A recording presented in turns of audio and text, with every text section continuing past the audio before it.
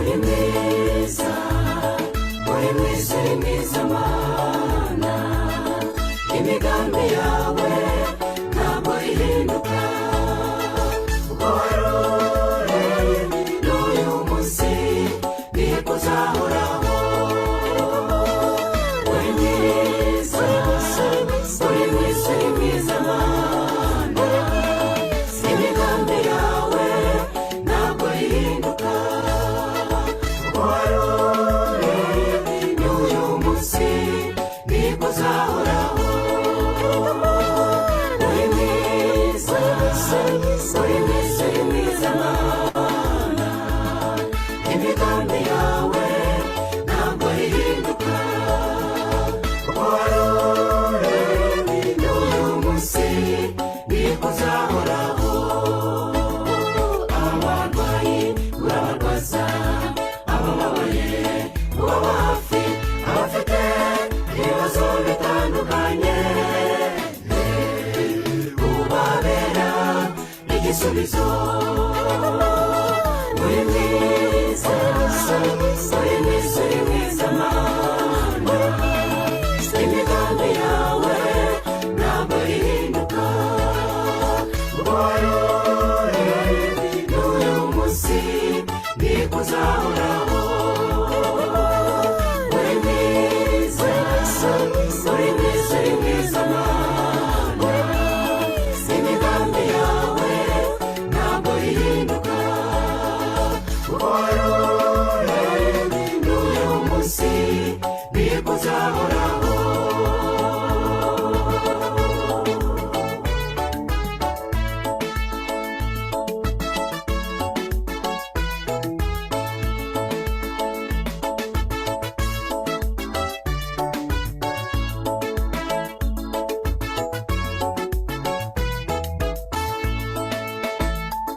Amarira azarangwa no gupfusha bizagerayo, ubwo niho haba umunezero udashira. Iwacu twe tuzibera. Uri mwiza, uri mwiza, uri mwiza Mana, imigambi yawe ntabwo ihinduka, uko waroreye n'uyu munsi niko uzahoraho. Uri mwiza, uri mwiza, uri mwiza Mana, imigambi yawe ntabwo ihinduka, uko waroreye n'uyu munsi niko uzahoraho.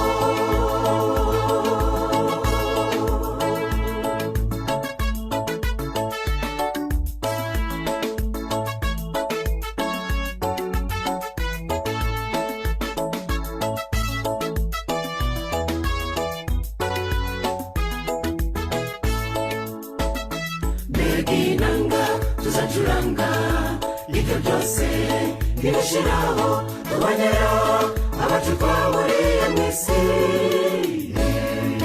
n'ibyishimo bitazashira. Uri mwiza, uri mwiza, uri mwiza Mana, imigambi yawe ntabwo ihinduka, uko waroreye n'uyu munsi niko uzahoraho.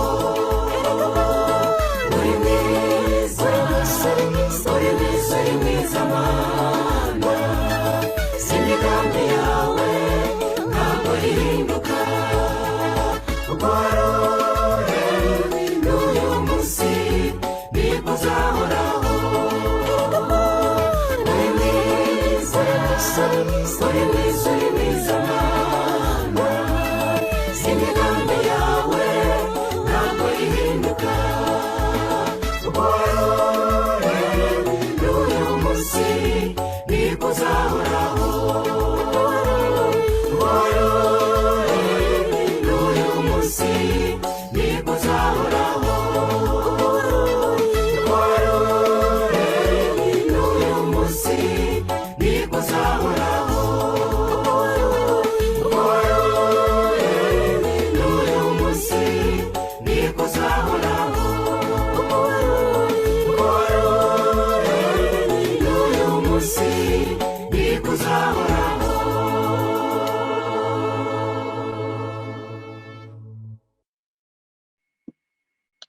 isabato nziza. si umunezero. Nizere yuko twumvikana. Yego turabumva. Imana ihabwe icyubahiro. Ndabahobereye mwese. Amahoro Yesu atanga abane namwe aho muri hose, kandi izina ry'Imana rihabwe icyubahiro. Amen, amen. Amen. Mbifurije isabato nziza y'umugisha.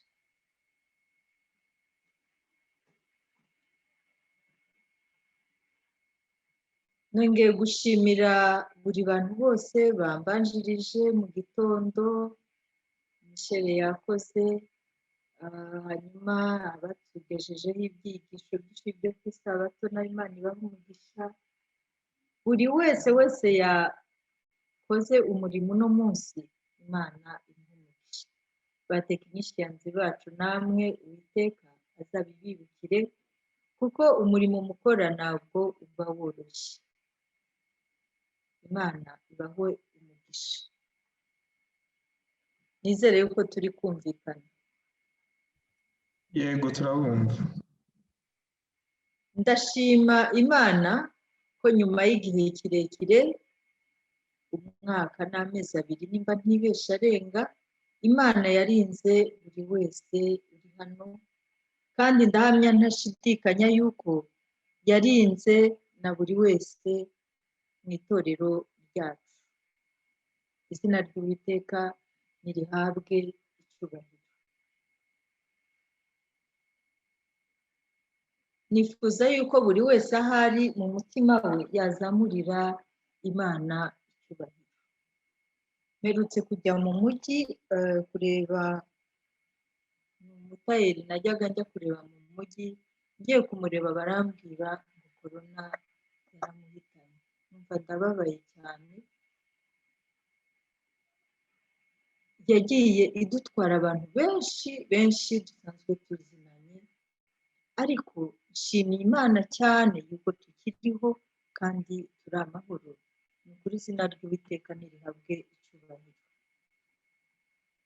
Ku bashyitsi, nitwa Kwizera Emeline, ndi umwizera w'itorero rya Zindiye.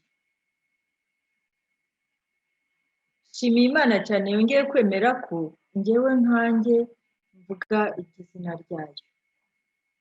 Iby'izina ryayo ni ibyera, ntabwo umuntu nkanjye nakagombye kubivuga, ariko Imana ubwo yabyemeye irabinshoboza. Imana ni nyembabazi, kuko bitabaye bityo ntiyakoresha umuntu nkanjye. Ndashimira korari cyane, bati uruwera uruwera uruwera mwami, imigambi yawe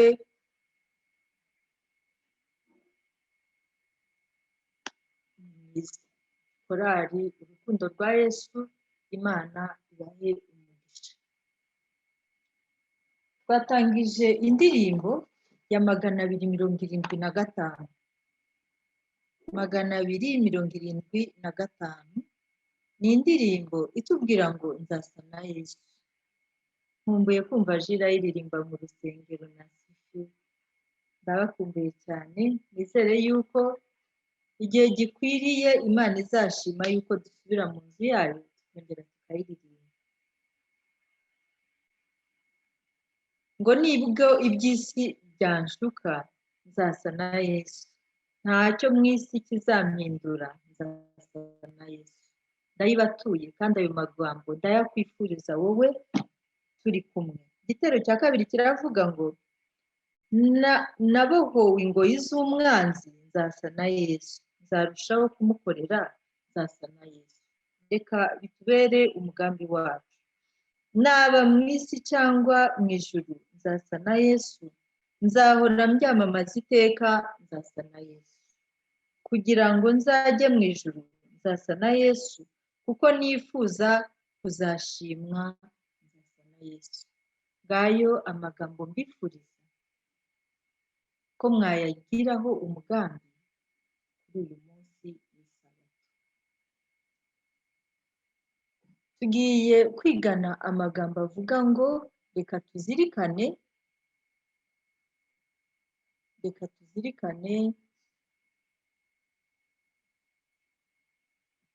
icyo twahamagariwe.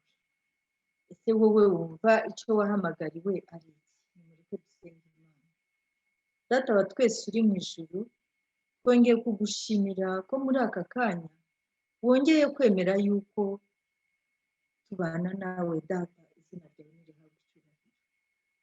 Wongeye kutwibutsa ko tugomba kuzirikana icyo twahamagariwe. Ngaho Data, uturinde kuba abagaragu b'imburamumaro, kandi aya magambo uyatwumvishe abo turi bo bose, uko twahamagawe tumeze kose, tumenye yuko tugomba guhinduka kugira ngo kuri wa munsi tuzabane nawe mu bwami bwo mu ijuru. Bino Data, we wadukunze urukundo rurenze, ugatanga umwana wawe w'ikinege kugira ngo adupfire ku musaraba. Uwiteka Mwana, uduhe kubitekerezaho no kugira intumbero nziza yo kuzabana nawe mu bwami bwo mu ijuru. Ibyo tubisabye twizeye mu izina rya Yesu, amen. Ese turacyari kumwe? Yego. Ndashimira Imana ko yadutoranyije njyewe nawe nta kindi idusabye, kuko ntacyo twari kubona. Muvandimwe, niba wibaza ko warobanuwe kuko wuzuye, kuko uri intungane, kuko wowe utagikora icyaha, cyangwa kuko uvuka mu muryango ukomeye, cyangwa kuko wize, ntekereza yuko wibeshye cyane. Imana iyo iza kuba umuntu, si jyewe cyangwa wowe yari gutoranya, kuko hari ibyo tutujuje. Yari kuzana abamarayika bagakora umurimo. Ariyo mpamvu nifuza ko buri wese yazirikana umuhamagara we uno munsi. Mureke duhitemo kumukurikira, kandi azadufata akaboko atugeze iwe mu ijuru. Hari isomo badusomeye riboneka mu rwa mbere rw'Abakorinto, igice cya mbere, umurongo wa 26. Rwa mbere rw'Abakorinto, igice cya mbere, umurongo wa 26.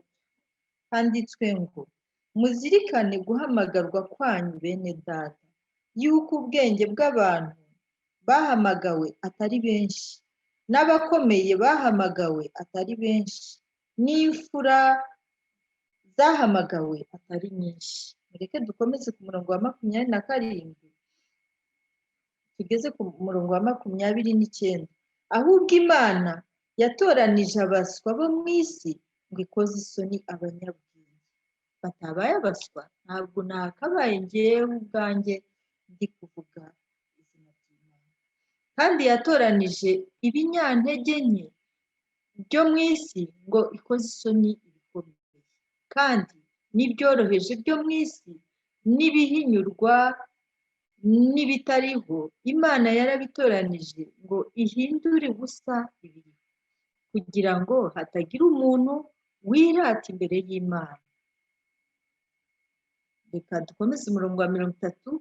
Niyibaha kuba muri Kristo Yesu, waduhindukiye ubwenge buva ku Mana, no gukiranuka, no kwezwa, no gucungurwa, kugira ngo bibe nk'uko byanditswe ngo, uwirata yirate Uwiteka.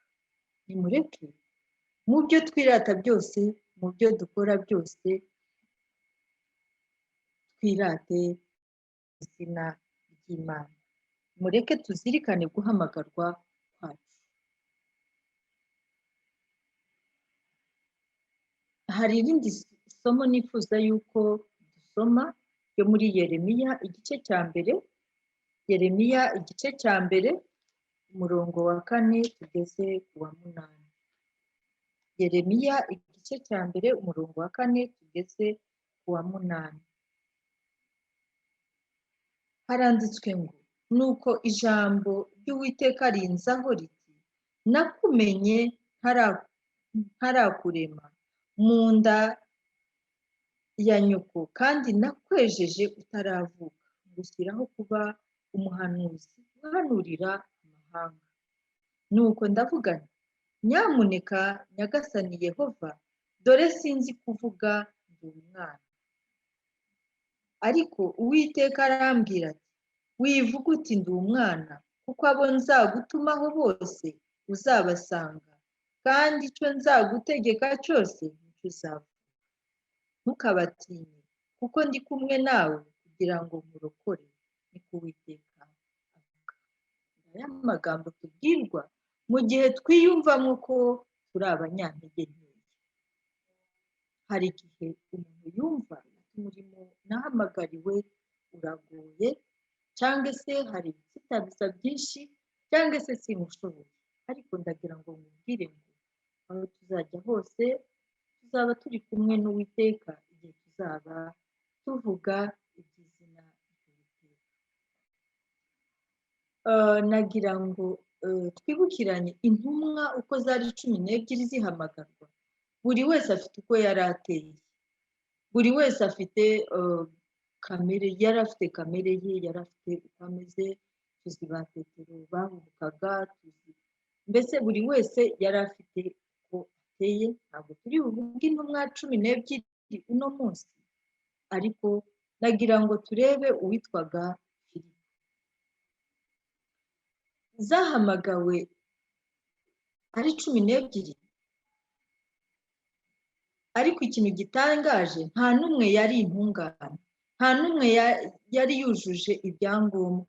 Buri wese hari icyo yaburaga, ariko icyo nshimira Imana ni uko yabahinduye bakagira iherezo ryiza. Ndavuga 11 bemeye guhinduka. Muzirikane ko Yuda we byamunaniye akemera kurimbuka. Mureke twumvire ihamagarwa, kandi tumenye ko icyo tubura, icyo kamere yatunaniye kureka, ari cyo Yesu yaduhamagariye gukizwa. Tubura byakunaniye kureka, nicyo Yesu yifuza yuko uno munsi wavuga uti yewe ndakiriye. Turebe muri Mariko igice cya 3, Mariko igice cya 3 umurongo wa 13 kugeza ku wa 8. Mariko igice cya 3 umurongo wa 13 kugeza ku wa 8. Yesu atoranya intumwa 12. Bukeye azamuka umusozi, ahamagara abashaka baza aho ari. Yesu yahamagaye abashaka. Yesu yaraguhamagaye, nanjye arampamagara, ariko hari abandi atarahamagara. Atoranya mu 12 bo kubana nawe, ngo abone uko ajya batuma kubwiriza ubutumwa. Abaha ubutware bwo kwirukana abadayimoni. Ndagira ngo nkubwire ngo impamvu turi hano ni uko twahamagawe kugira ngo tubwirize ubutumwa bw'uwadutumye, bw'uwaducunguye.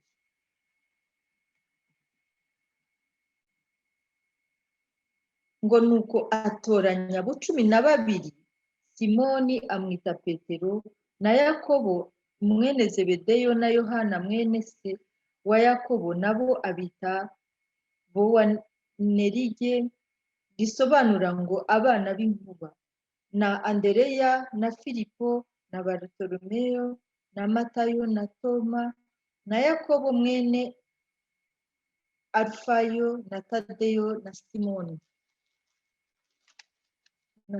Simoni Zeloti, na Yuda Isikariyote ari we wamugambaniye.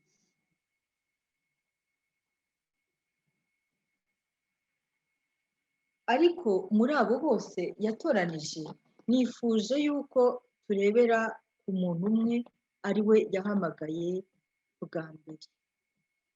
Uwo ninde? Uwo yatangiye guhamagara yari Filipo. Yabahamagaye ngo bakore iki? Bajye kubwiriza ubutumwa. Ubwo hari hagiye gutegurwa intambwe ya mbere mu gutegura itorero ryari kuzahagararira Kristo ku isi amaze gusubira mu ijuru. Nta rusengero rw'igiciro cyinshi bari bafite, ahubwo Umukiza yajyanye abigishwa be ahantu we ubwe yakundaga kwiherera, kandi ibihe biziranenge bagize uwo munsi byakomeje kuguma mu bitekerezo byabo, byomatanye n'ubwiza bw'imisozi, ibibaya n'inyanja. Reka nk'uko nabibabwiye ngo turebe intumwa yahamagawe bwa mbere witwa Filipo. Urasanga Filipo atari umwere. Nubwo ari we yahamagawe bwa mbere, Filipo ntabwo yari umwere. Uko dusoma, usibye Yuda wiyahuye, nta wundi yasinziriye atizeye, kandi ndahamya ko bose babikiwe ikamba ry'ubugingo. Ibyo byampaye ibyiringiro, biravuga ngo uko naba narahamagawe ndi kose, uwo naba ndi we wese, Yesu abasha kunkiza. Kandi aho najya hose njyanye nawe, Yesu yabana nanjye, kandi izina rye ryamfasha rigahabwa icyubahiro. Reka natwe muri bake batoranijwe twizere kandi twihane, maze dukoreshwe na Yesu Kristo. Reka turebere hamwe imico ya Filipo, intumwa ya mbere yahamagawe. Turarebera hamwe ingingo nkeya, ingingo 6 zerekana ko nubwo yari yarahamagawe atari yizeye. Ntabwo yari yizeye ngo yari icya mbere. Hari umuntu ushakisha ukuri abivanye ku mutima, ariko agatinda kwizera. Yatindaga kwizera. Nubwo yari yarasanze Kristo, ariko uburyo yamubwiye Natanayeli byagaragazaga ko yari ataremera neza ko Kristo yari Imana. Ese wowe uno munsi urahamya pe ukumva ko kabisa uhamya uwaguhamagaye? Ese ukubajije Yesu umubwira ngo iki? Ese ahubwo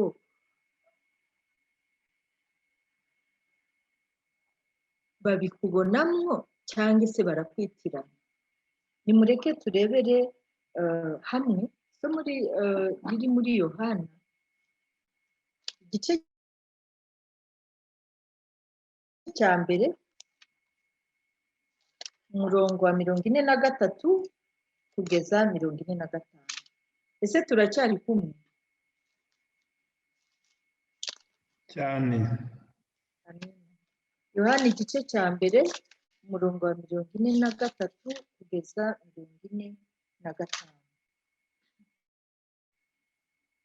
Haranditswe ngo umutwe w'amagambo uravuga ngo Filipo na Natanayeli bakurikira Yesu.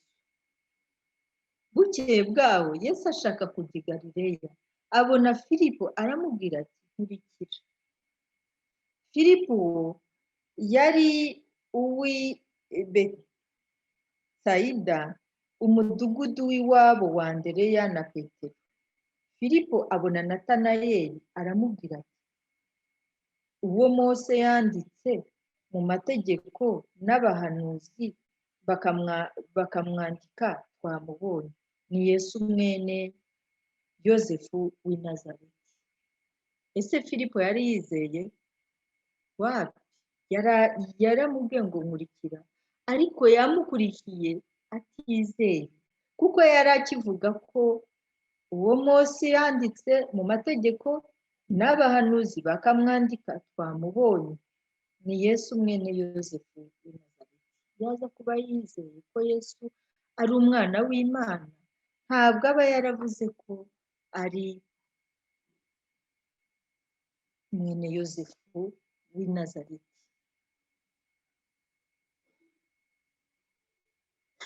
ubwo nababwiraga ingingo ya kabiri. Ingingo ya gatatu, Filipo we yamufataga nka Yesu mwene yosefu w'i nazareti. Icyo nacyo cyari ikibazo. uwo Mose yanditse mu mategeko n'abahanuzi bakamwandika ati twamubonye Yesu mwene yosefu w'i nazareti. ese wowe uno munsi uhamya Yesu nk'umwana w'Imana? uhamya Yesu nk'uwaguhamagaye kandi ukamukurikira? nanone Filipo yongeye kugaragaza kutizera kugaragara igihe abantu ibihumbi 5 bahazwaga ibyo kurya. Igihe aba bantu bahazwaga ibyo kurya, ntabwo mu by'ukuri Filipo yari yizeye, yaragishidikanya, bituma Yesu agaburira aba bantu kugira ngo Filipo yizere. nimureke turebe muri Yohana igice cya 6 umurongo wa 5 tugeze ku wa 7, cyangwa se duhere no ku murongo wa 1. Yesu ahaza abantu 5,000. hanyuma y'ibyo Yesu ajya hakurya y'inyanja y'i Galileya, ariyo yitwa Tiberiya. iteraniro ry'abantu benshi riramukurikira kuko babonye ibimenyetso yakoreye abarwayi. Yesu azamuka umusozi yicara nayo n'abigishwa be. ubwo Pasika, iminsi mikuru y'Abayuda, yendaga gusohora. Kumva Yesu ibitangaza byose yabikoraga ari kumwe nabo na Filipo bari kumwe.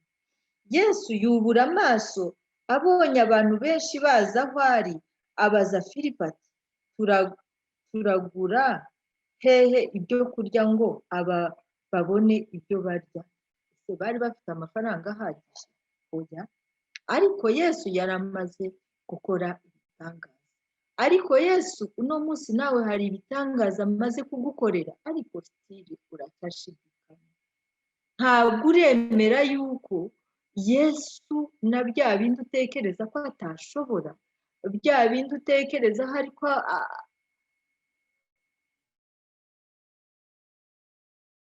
abandi bantu bashobora. ati turagura hehe ibyo kurya ngo aba bantu babone ibyo barya? bagura abantu 5,000 kandi nta mafaranga bafite. ese wowe urajya guhaha nta mafaranga ufite? ariko Yesu aratubwira. icyatumye amubaza atyo yagira ngo amugerageze, ubwe yari azi icyo ari bukore. yagira ngo agerageze Filipo. yari abizi neza ko ari atubure twa dufi, ariko yagira ngo agire ate amugerageze. Filipo aramusubiza ati imitsima yagurwa idenariyo 200 ntiyabakwira nubwo umuntu yaryaho gato. urumva kutizera? ntabwo yizeraga. nanjye nawe uno munsi hari aho tugera ukabona biranze, ugashaka kwirwanirira ukabona biranze, ukavuga uti imitsima yagurwa idenariyo 200 ntiyabakwira nubwo umuntu yaryaho gato. umwe mu bigishwa ari we Andereya mwene se wa Simoni Petero aramubwira ati hano hari umuhungu ufite imitsima 5 y'ingano n'ifi 2, ariko ibyo byamarira iki abantu bangana batya? Yesu ati nimwicaze abantu. aho hantu hari ubwatsi bwinshi. nuko abagabo baricara, bari nk'ibihumbi 5. muzi ibyakurikiyeho ko babana 5,000 bariye barangiza bagasigaza. ariko nubwo abarwayi imbere bari bakize, Filipo yari yizeye? ntabwo yari yizeye yuko igitangaza nawe Yesu yabikora abantu bakarya ntibagire inzara. muvandimwe, bagira ngo nkubwire ngo nta na kimwe Yesu tutashobora, kandi nitumwizera azadukoresha ibitangaza kandi azadukoresha ibikomeye. Mureke tumwizere maze azaduheke kubana nawe mu bwami bwo mu ijuru. Ibyo wumva ngo ntibyashoboka kubera imico yacu cyangwa se kamere yacu, ni ukuri nitumwizera azabishobora kuko yatuguze igiciro cyinshi. Ikintu cya gatanu nashakaga kuvuga ku mico ya Filipo. Nubwo Filipo yari yarabonye imirimo ya Yesu kandi akiyumvamo imbaraga ze, ntiyamwizeraga, ntabwo yamwizeraga. Yari yaritabye nk'uko nanjye nitabye, nk'uko nawe witabye, ariko ntiwizera. Ariko sinizera, mureke twizere. Aho ngaho ndisobanura. Igihe abagiriki bazaga Filipo, babazaga Filipo ibijyanye na Yesu, bari baje kumureba, ntabwo yigeze aboneraho ngo abahuze n'umukiza, ahubwo yagiye kubwira Andereya. Yagiye abwira Andereya. Ese wowe iyo abantu bakubajije ibya Yesu ubabwira ngo iki? Urababwira ngo uramuzi, murazinanye, cyangwa urababwira uti shwida genda mubaze neza n'uwabizi. Ingingo ya 6 yerekana ko Filipo yari ateye nubwo yatoranyijwe. Ndagira ngo wumve ko nubwo dufite ingeso zitwerekana ko tutizeye, ariko mu by'ukuri twakagombye kwizera, kandi nitwemerera umukiza kutuyobora azatuyobora kandi tuzabana nawe mu bwami bwo mu ijuru. Ingingo ya 6 iravuga ngo nanone muri ya masaha hamurika Yesu, mu masaha ye ya nyuma yabanjirije kubambwa kwa Yesu, Filipo yavuze amagambo yo guca intege kwizera. Igihe Tomasi yabwiraga Yesu ati, databuja, ntituzi aho tujya, inzira twayibwirwa n'iki? Turebe muri Yohana igice cya 14, umurongo wa 5 kugeze ku wa 8. Igice cya 14 cya Yohana, umurongo wa 5 tugeze ku wa 8. Toma aramubwira ati, databuja, ntituzi aho ujya, inzira twayibwirwa n'iki? Yesu aramubwira ati, ni njye nzira n'ukuri n'ubugingo, ntawe ujya kwa data ntamujyana. Iyaba mwaramenye muba mwaramenye na data. Uhereye none muramuzi kandi mwamurebye. Filipo aramubwira ati, databuja, twereke data wa twese biraba bihagije. Ibaze igihe bari babanye, ariko Filipo yari atarizera yuko ari we. Ati, databuja, twereke data wa twese biraba bihagije. Yesu yaramusubije. Yesu aramubaza ati, nabanye namwe iminsi ingana ityo kandi ntiwari wamenya Filipo? Filipo we ntabwo uramenya? Umbonye aba abonye data. Ni iki gitumye uvuga uti, twereke data wa twese? Ntitwizeye yuko ndi muri data na data akaba ari muri njye? Amagambo mbabwira sinyavuga ku bwanjye, ahubwo data aguma muri njye, niwe ukora imirimo ye. Rero turahabwa ibyiringiro byo gukira. Nimba Filipo uno munsi tubona yuko abika ikamba ry'ubugingo, nanjye uno munsi mu ntege nke zanjye uko ndi kose, cyangwa nawe ukuri, dushobora gukira. Dushobora kuba abana b'Imana babikiwe ikamba ry'ubugingo. Mureke tureke kuba Yuda, ahubwo twakire agakiza. Umwigisha wari warabanye na Yesu imyaka 3 kandi afite intege nke zo kwizera, nawe yarakize. Ese wowe ubanye na Yesu imyaka ingahe? Njyewe iyanjye nta nubwo nabivuga, ni myinshi, ariko ndacyafite ibyo mbura. Iyo ndebye icyo nihamye, kenshi nsanga nta na kimwe nkiri wa wundi nkiri mubisi. ariko mu kwizera nzabona data umunsi umwe, nzambika ikamba ry'ubugingo mu kwizera, ariko kubw'imikorere yanjye ntacyo ndi cyo. Uko waba uri mubi kose azagukiza, kandi numukuri ikamba ry'ubugingo. Reka dusome amagambo asoza mu gitabo cy'uwifuzwa ibihe byose kuri paje y'196, paje y'196. Ubwo ayo magambo ndayabwira wowe wahamagawe cyangwa se wifuza kwitaba ijwi ry'Imana rikurarikira kuza kuba uw'Imana. Ntabwo Kristo ahitamwo abamarayika batacumuye ngo abe ari bo bamubera abavugizi mu bantu, ahubwo atoranya abantu bahuje ibyifuzo nabo bashaka gukiza. Kristo ubwe yiyambitse ubumuntu kugira ngo abashe gushyikira abantu. Ubumana bwari bukeneye ubumuntu, kuko kugira ngo isi ibone agakiza byasabaga ubumana n'ubumuntu. Kristo yahindutse umuntu kugira ngo atugereho. Ubumana bwari bukeneye ubumuntu kugira ngo ubumuntu butange umuyoboro wo kunyuzwamo umushyikirano w'Imana n'ubuntu. Uko ni nako biri ku bakozi n'intumwa ba Kristo. Ni nako biri no kuri twebwe. Umuntu akeneye imbaraga ivuye hanze ye kandi imusumba yo kumugaruramo gusa n'Imana, ndetse no kumushoboza gukora umurimo w'Imana. Nyamara ntabwo ibi bibuza umuntu nk'igikoresho kuba ingenzi. Ubumuntu bugundira imbaraga y'Imana bukayikomeza.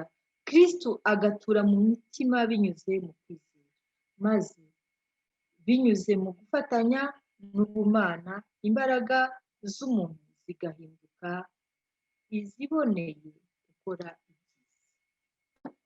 Inshuti bavandimwe, mwemeye ko tubana, nagira ngo mbabwire ngo reka dusabe Imana idushoboze, idukoreshe, maze imibereho yacu ibe iyo kwitegura kuzabana n'Umwami wacu, kandi ibe iyo kwitegura kuzambikwa ikamba ry'ubugingo. Reka dusoreshe isomo riboneka mu Baheburayo igice cya 5 umurongo wa 1. Abaheburayo igice cya 5 umurongo wa 1 n'uwa 2. Umutambyi mukuru wese iyo atoranijwe mu bantu ashyirirwaho gukora ibyerekeye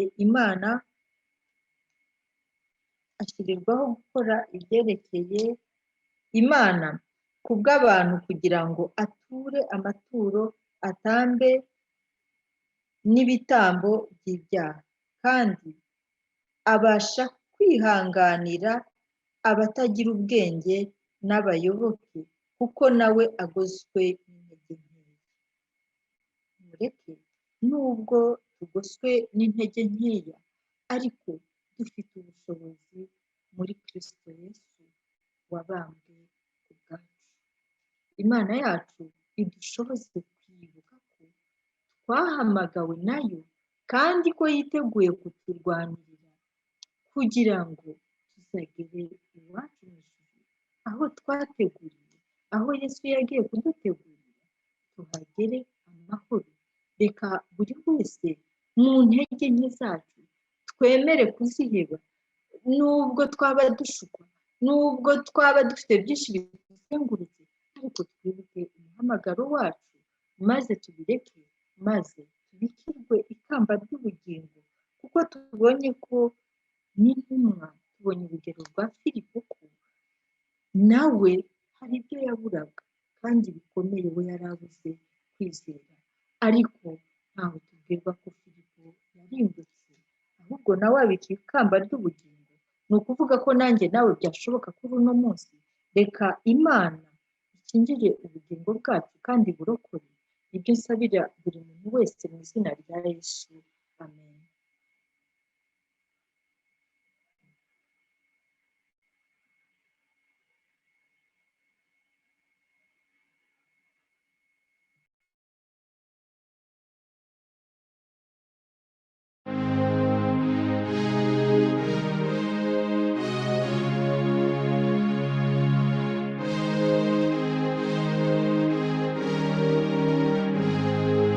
nubwo ibyiza by'isi byanshuka, nzasa na Yesu, ntacyo mu isi kizampindura. Nzasa na Yesu, nzasa na Yesu rwose, niyo ndirimbo yanjye. Ndi hanze nimuhira, nzajya nsa na Yesu. Nabohowe ingoyi z'umwanzi, nzasa na Yesu. Nzarushaho kumukorera, nzasa na Yesu, nzasa na Yesu rwose, niyo ndirimbo yanjye. Ndi hanze nimuhira, nzajya nsa na Yesu. Naba mu isi cyangwa mu ijuru, nzasa na Yesu. Nzahora mbyamamaza iteka, nzasa na Yesu, nzasa na Yesu rwose, niyo ndirimbo yanjye. Ndi hanze nimuhira, nzajya nsa na Yesu, kugira ngo nzaje mu ijuru. Nzasa na Yesu, kuko nifuza kuzashimwa. Nzasa na Yesu, nzasa na Yesu rwose, niyo ndirimbo yanjye. Ndi hanze nimuhira, nzajya nsa na Yesu.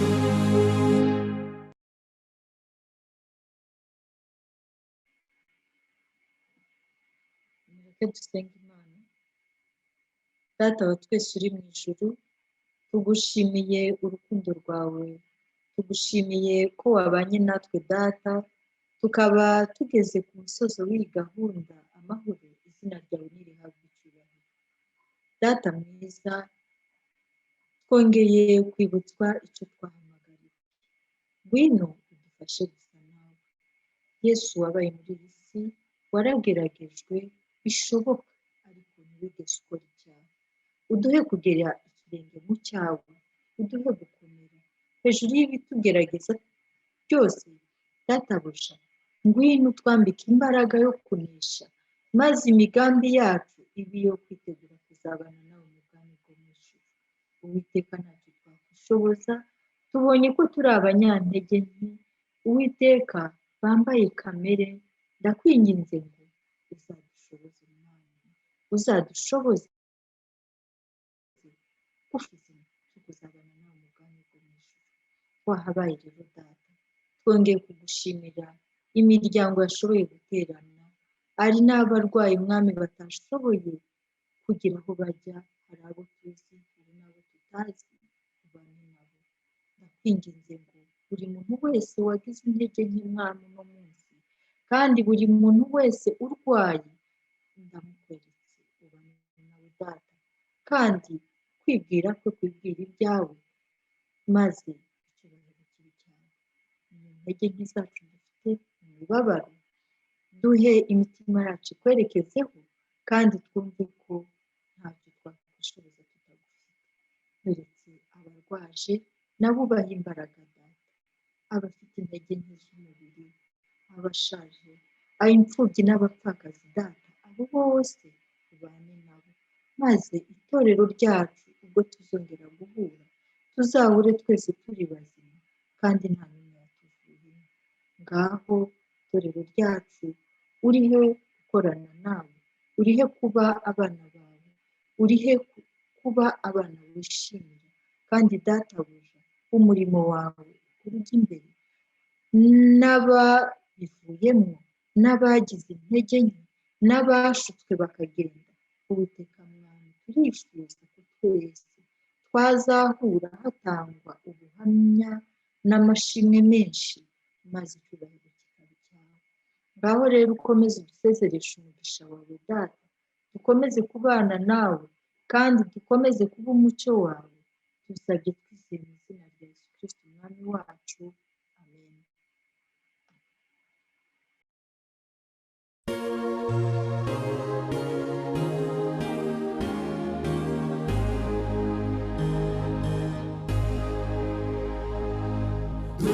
dufite ibyiringiro by'ukuri ko Yesu azagaruka,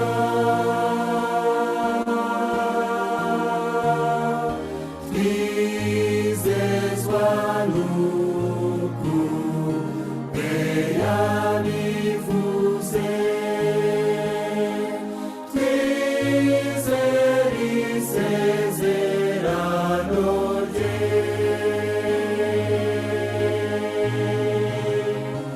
Ubwo amaboko yo mu isi azarangurura ati haleluya, Yesu Kristo n'umwami w'abami.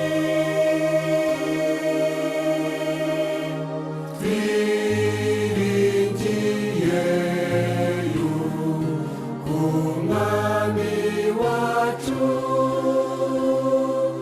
ari hafi kugaruka.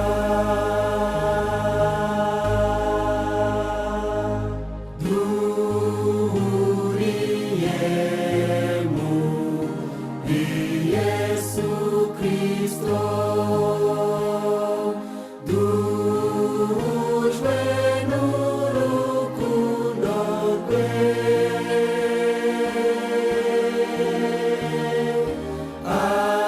Abantu bifuza urukundo rwe,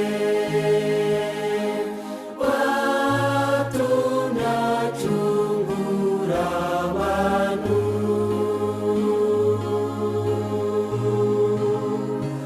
Ijuru rizakinguka, Kristo